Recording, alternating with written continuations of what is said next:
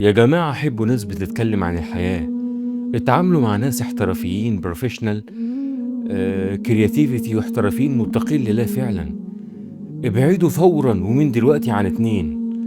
واحد شبهك في نفس الوضع اونلاين، بس قرر وحب ان انتقامه من اللي بيشوفه بدل ما يكون ذكي واحترافي وهادي ويكرس الخير لنفسه ويفوق بذكر الله وتقى الله واحترافية، ويبعد عن الجنان والسفه ويفوق لنفسه بذكاء واحترافية وينتقم بالبعد عن السلبيين والمؤذيين، وده افضل انتقام انه يتجاهلهم. لا، قرر انه يكون زي بقية كل الناس اللي حوالينا والعوام والمجتمع الغبي، انه يذل في الناس اكتر ويتعب في الناس اكتر ويبقى زيهم اكتر. ابعدوا عنهم فورا.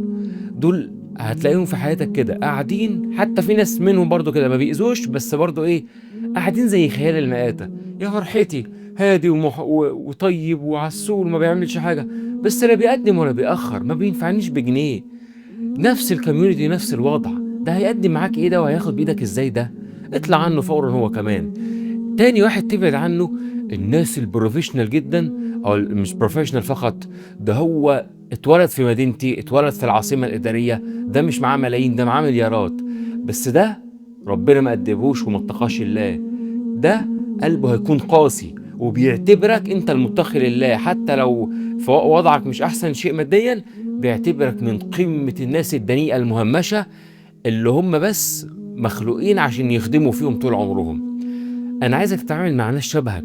هتلاقي ناس كتير والله شبهك لو انت ابتديت من النهارده تشتغل على نفسك، تترك معاصي، تذكر الله، تلعب تمرين على قد ما تقدر او جيم ولو في البيت، تبتدي واحده واحده تشتغل فريلانسر، تبتدي واحده واحده تفوق بصدق على قد ما تقدر.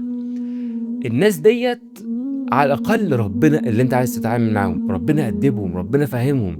يا جماعه والله انا نفسي اصحى الصبح الاقي ناس عايزه تستغل الوقت بتاع الفجر اول ما نصحى بعد الفجر الساعه 5:30 6، الهواء النقي النقي، روحانيات والهدوء وذكر الله. نصحى نذكر الله، نقعد في الهدوء نذكر الله، في شويه هواء بعيدا بقى عن قبل ما الصبح يطلع والناس والمجانين يشتغلوا لنا بقى، وان انفس البشر والمنافقين دي يصحوا كلهم. اول ما البشر يصحوا كل الغباء بيظهر، وكل الدناءة وكل الجنان وكل الهبل وكل التعب بيظهر، وكل شيء سيء بيظهر. نفسي الاقي حد يصحى كده معايا الصبح، نقعد في ورك سبيس، نقعد مش عارف فين، نخلص اللي علينا. ناس ده اهم لاين فيهم، عرفوا مدام الزمن النهارده والعالم النهارده بيفرض سياسات صعبه على الجميع وبيذل الجميع، والفلوس بس الناس البيزنس اونرز الكبار والناس اللي معاها فلوس والشهره والنتوركس بتستخدمها انها تذل في العباد وتستخدمها لخدمتهم اكتر، ان هم يختنوا اكتر، وهم بس اللي يقدروا يعملوا كل شيء بالقوه ديت وباعانتهم لبعض.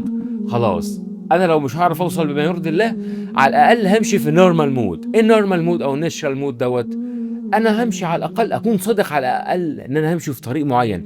يعني مثلا عندك، ما دام مش هقدر اوصل بدفعه عمليه قويه حاليا، يبقى في حاجه اسمها مثلا عندك، انا مش هقدر مثلا يكون عندي بيزنس ولو متناهي الصغر، عشان اقل بيزنس عايز مثلا بدايه مينيمم من مليون. فانا هفضل اشتغل وكل ما يجي لي فلوس هشيلها في شهادات، ولو مثلا لمده 5 سنين، بس انا صادق. على الاقل انا صادق. انا ما لقيتش حد صادق في الحته دي على الاقل. حتى كل اللي موجودين في نفس اللاين مستكينين في نفس الغباء، مش عارف ايه، واللي معاه مليارات فايق لنفسه مع الناس، مع قساة القلب اللي هم بيذلوا في العباد. نسأل من الله ونتمنى ان يجمعنا بناس شبهنا، عندهم اعمال قويه جدا بفضل ومنه الله، معاهم علوم شرعيه جباره، كرياتيفيتي جدا، ومعاهم سكيلز قويه جدا في السوفت سكيلز، كوميونيكيشن سكيلز، ذكاء عاطفي واجتماعي. كل ما بينفعش طول ما انت مش معاك معية ربنا ومعاك نتوركس بتتعامل معاها بحدود صحية وشبهك. كلمة شبهك ديت ولو حتى 1% صعب تلاقيها في زمن كله قساة قلب فجرة معاهم الدنيا بس بيذلوا في المستضعفين، لا إما ناس زيك في الكوميونتي اللي انت حواليه، بس لا بيقدموا ولا بيأخروا، بل أغبياء في نفس الوضع بقالهم سنين.